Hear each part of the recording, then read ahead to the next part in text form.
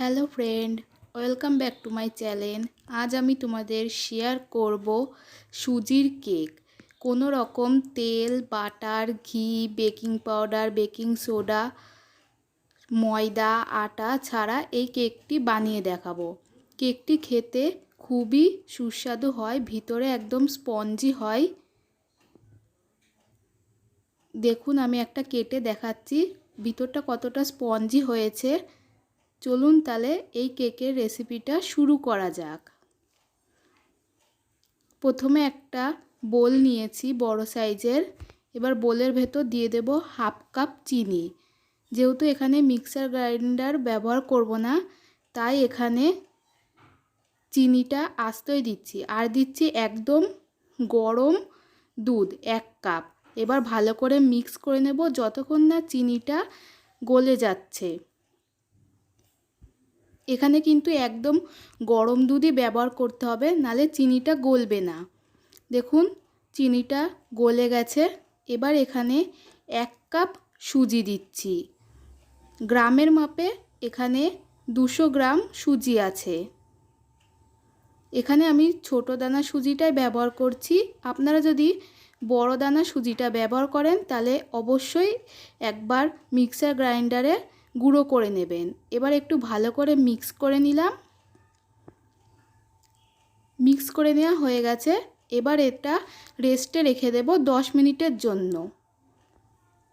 ততক্ষণে কেকের বাটিটায় তেল লাগিয়ে নিচ্ছি। এখানে একটা কাগজও লাগিয়ে তার ওপর তেল লাগিয়ে নিলাম, তাহলে কেকটা সহজেই বেরিয়ে আসবে।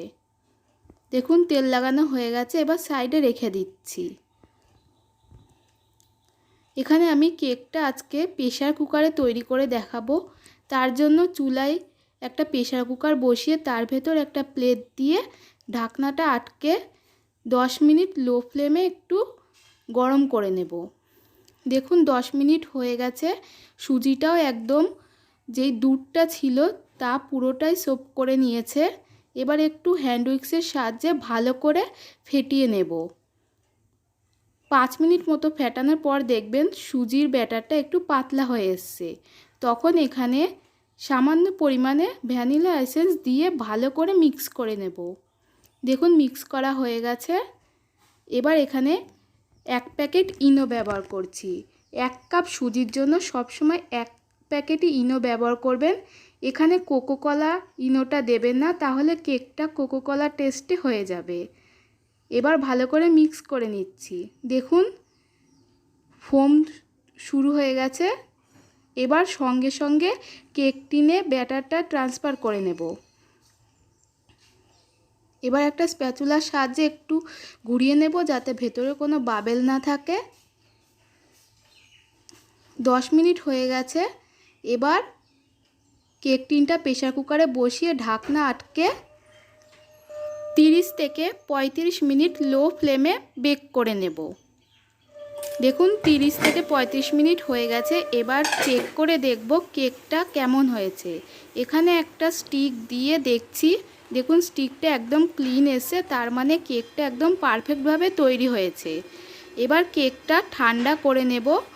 ঠান্ডা করে ফিরে আসছি।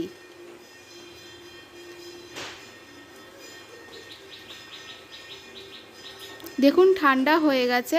এবার একটা ছুরির সাহায্যে সাইডগুলো কেটে নিচ্ছি, নিয়ে একটা প্লেটে ট্রান্সফার করে নিচ্ছি। যদি আমার এই ভিডিওটা ভালো লাগে প্লিজ লাইক, কমেন্ট আর অনেক অনেক শেয়ার করবেন।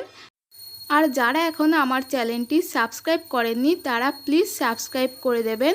পাশে থাকা বেল আইকন বাটনটি প্রেস করে দেবেন। দেখুন, কেকটা বের করে নেওয়া হয়ে গেছে। এবার এখানে আমন্ড দিয়ে দিচ্ছি সাজানোর জন্য। এবার কেটে দেখাচ্ছি। দেখুন ভেতরটা কতটা স্পঞ্জি হয়েছে। এভাবে একবার বাড়িতে বানিয়ে দেখতে পারেন। বানালে অবশ্যই কমেন্ট বক্সে জানাবেন কেমন লেগেছে আপনাদের এই কেকের রেসিপিটা।